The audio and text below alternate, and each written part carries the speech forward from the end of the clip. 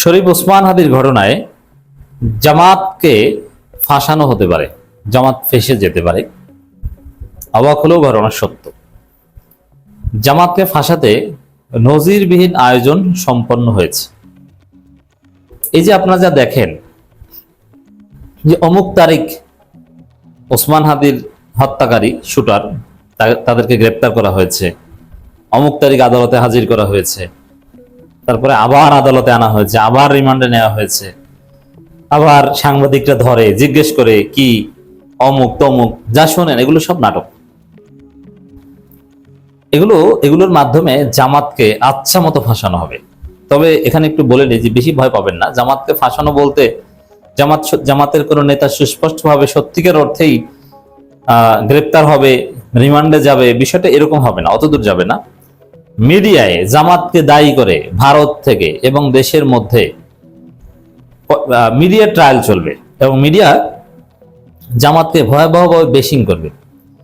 দিন শেষে প্রকৃত তদন্ত, মানে তদন্তের আগে মিডিয়ার মাধ্যমে চরিত্র হনন যা করার এগুলো করবে, এগুলোর আয়োজন সম্পন্ন। কারণ প্রকৃত পক্ষে তো এর সাথে জামাতের কোনো সম্পৃক্ততা নেই, এটা তো পাগলেও বুঝে।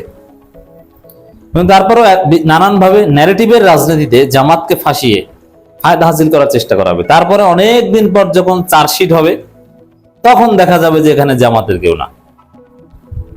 তবে হ্যাঁ, প্রকৃত হত্যাকারীদের মুখোশ উন্মোচন হয় কিনা এটা নিয়ে সন্দেহ আছে। কারণ এমন কোন অধরা শক্তি ওসমান হাদিকে হত্যা করেছে যাদের নাম বলার সাহস কোনো সরকারে নেই, যেটা ইউনূসেরও নেই, তারেক রহমানের হয়তো নেই। মানে ওই ডিজিএফআই বা ওই যারা আগে গুম খুন করেছে ওই পার্টি হতে পারে, ভারতের সাথে জড়িত থাকতে পারে। তো জামাতকে ফাঁসানো হবে কোন এক্সটেন্টে এটা একটু বলি। প্রথমে রাজশাহী বিশ্ববিদ্যালয় তাহের হত্যাকাণ্ড বা এরকম বেশ কিছু হত্যাকাণ্ডের ঘটনা ঘটেছে।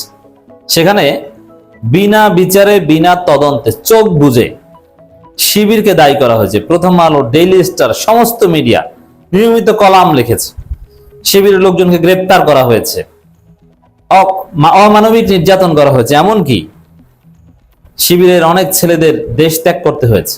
এই যে আজকে এমপি হয়েছে ব্যারিস্টার মাহবুব সালেহী, করুণ কাহিনী, সম্পূর্ণ উদ্ভট মিথ্যা একটা কাহিনীতে তাকে ফাঁসিয়ে ছেলেটাকে তার জীবন বাংলাদেশে তছনছ করে দিয়েছে, দেশ ত্যাগ করতে বাধ্য হয়েছে।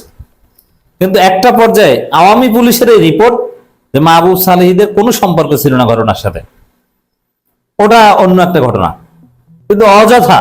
অথচ সেই প্রথম আলো বা যারা ফাঁসিয়েছে, মিডিয়া ট্রায়াল করেছে, তারা কেউ ক্ষমা চায়নি। বুঝতে পারছেন? একদম নির্দোষ, 100% নির্দোষ ছেলেদেরকে মিডিয়ার মাধ্যমে অপপ্রচার চালিয়ে তাদের জীবন তামা করে দিয়েছে। কিন্তু আল্লাহ তো সেই মজলুমদের সাথে আছেন। সে মাহবুব সালেহীরা বাংলাদেশের চাইতে আরো ভালো পড়াশোনা করেছে, ব্যারিস্টার হয়ে এসেছেন এবং আল্লাহ তাদেরকে এমপি বানিয়েছে।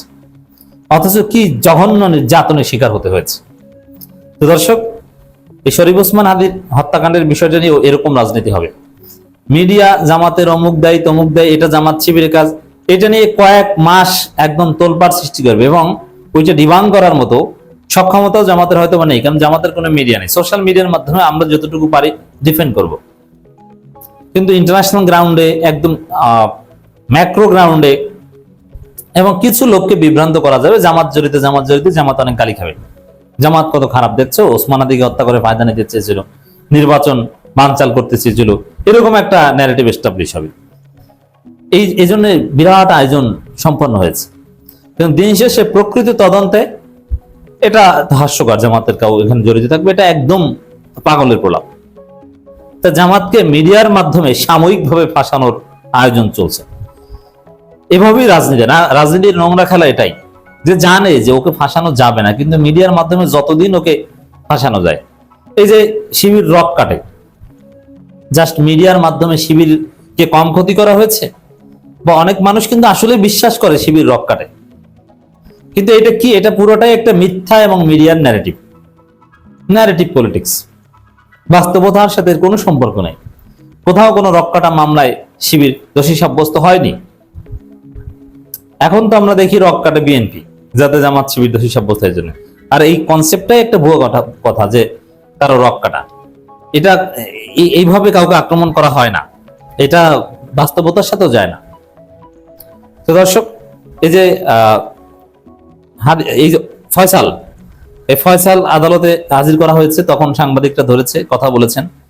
তখন সাংবাদিকরা জিজ্ঞেস করেছে আপনি জড়িত কিনা, তখন বলছেন আমি এই কাজ করিনি, আমাকে ফাঁসানো হচ্ছে, এটা বিএনপি জামাতের ষড়যন্ত্র হতে পারে, হাদি ও তো একটা জঙ্গি, ও তো জামাত জঙ্গি। এই যে কথাগুলো, মানে ফয়সালের যে কথাগুলো, এগুলোই সেই ষড়যন্ত্রের আলামত। এবং আপনারা দেখেছেন যে জামাত শব্দটা উচ্চারণের সাথে সাথেই এক সাংবাদিক, ইন্ডিয়ান এক সাংবাদিক, সে বারবার প্রশ্ন করছে, হ্যাঁ জামাত জড়িত, জামাত জড়িত, বলেন জামাত জড়িত। মানে কিভাবে অতি সূক্ষ্মভাবে, প্রাথমিকভাবে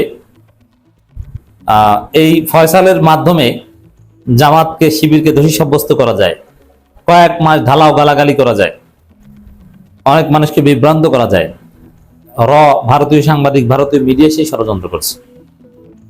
ভারতের পুলিশ যেটা করবে সেটা বলবো না, মিডিয়া এবং এরা করবে, এবং সেটা সব, এটা কোনো লিগ্যাল গুরুত্বও থাকবে না, জাস্ট মিডিয়ার রাজনীতি, ন্যারেটিভ, পলিটিক্স, গালাগালি। কিন্তু বাস্তবিক পক্ষে কাগজে কলমে কোথাও ভারতের পুলিশ তাদের রিমান্ডের তথ্য বা এগুলোতে জামাতের নাম এসেছে, এগুলো কিছু বলবে না, কারণ এটা একদম হাস্যকর, এত নোংরামি তারা করে না, অথবা এগুলো বোঝা যায়। এই জন্য যে মিডিয়া করেছে, এই জন্য জামাত শিবিরকে সতর্ক থাকতে হবে, এবং জামাত শিবিরের সোশ্যাল মিডিয়া অ্যাক্টিভিস্ট যারা, যেহেতু মিডিয়া নাই, এগুলো ডিবাং করতে হবে।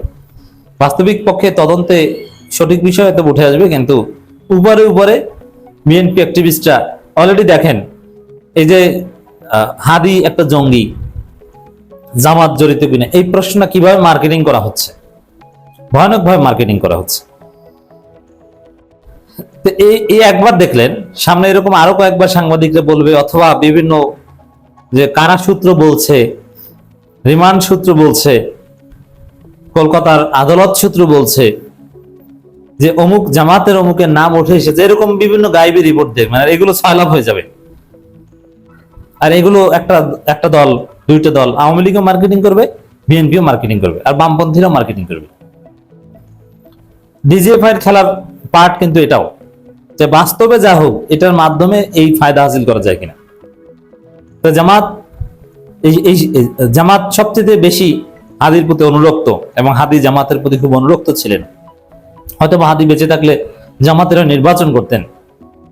যে হাদির প্রোটেক্টর, হাদির অর্থের যোগানদাতা একটা বড় অংশ ছিল জামাত শিবিরের লোকজন, হাদির কর্মীরাও একটা বড় অংশ জামাত, এবং হাদির সাথে জামাতের শিবিরের জোট ছিল।